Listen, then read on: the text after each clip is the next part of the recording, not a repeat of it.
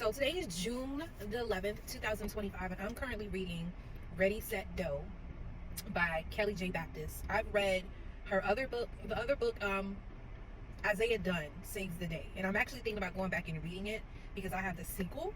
And I feel like I forgot some of the things that happened in that one, so I'm going to go back and read that. That was a really good book, but she definitely specializes in middle grade books.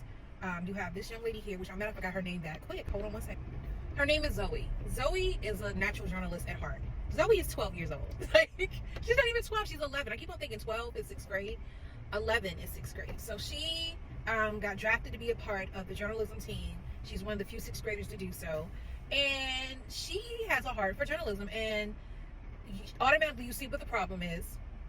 They have an ancient computer at the house. And she feels like, I don't see why you just can't buy me a new one. Like, and it goes to show sometimes... Let me tell you a little bit more. So she ends up having to go with her brother, who's part of a band. Her brother, I think, is in high school, and the bandmate they go to has this elaborate office with 2 printers and a computer, and pretty much Zoe's like, I don't understand why my mom can't why my mom can't just buy the laptop. I don't understand what the problem is, or at least fix what I have already. Sadly, they're at a school that has Chromebooks, but because some of the 8th graders, some of the 8th graders turned around and tried to sell their Chromebooks on eBay. So they didn't let the kids bring the Chromebooks home anymore. So then you turn around and you have,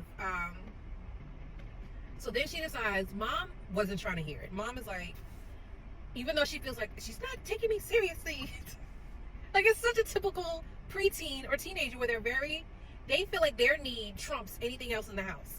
And this is what I went to say earlier, but I didn't want to skip ahead of myself, is sometimes you got to break it down to kids and let them know this is what's going on. So as a result, that's why we can't spend, and I might be wrong, a laptop, an average, a good word processor, and I'm pretty sure the laptop she wants.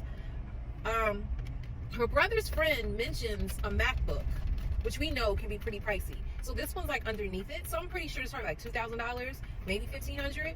And so she goes to her dad and like, well, how long is her brother, I forgot the brother's name, I'm sorry y'all, how long has he been playing guitar? And he was like 6 years.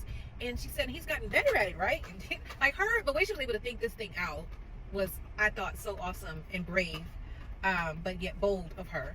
And so she goes on about how he's been playing the guitar for years and how y'all were willing to buy him a guitar at the same age I'm starting journalism, so I don't see why y'all can't buy me a laptop.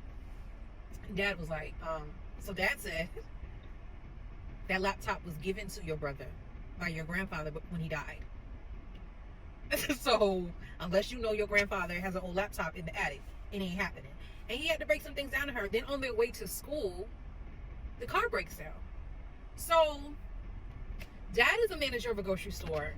Mom works as a florist.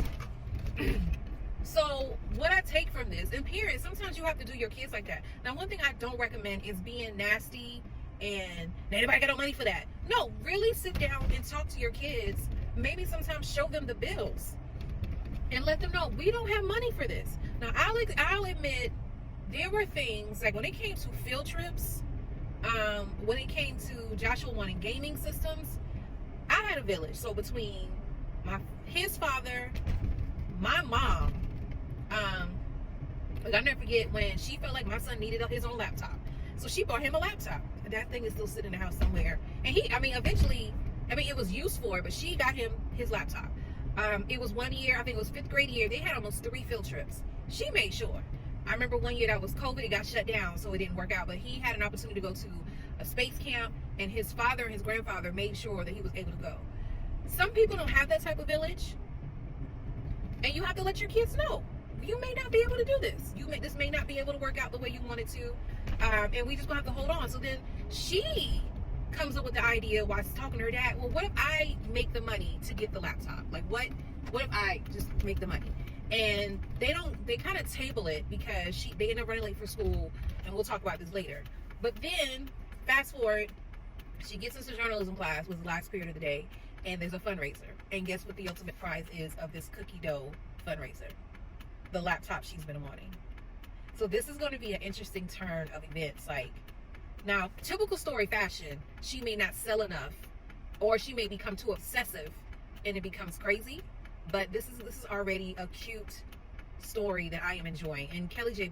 Baptist, she hasn't missed any. And granted, this is my second book I've read by her. She doesn't miss.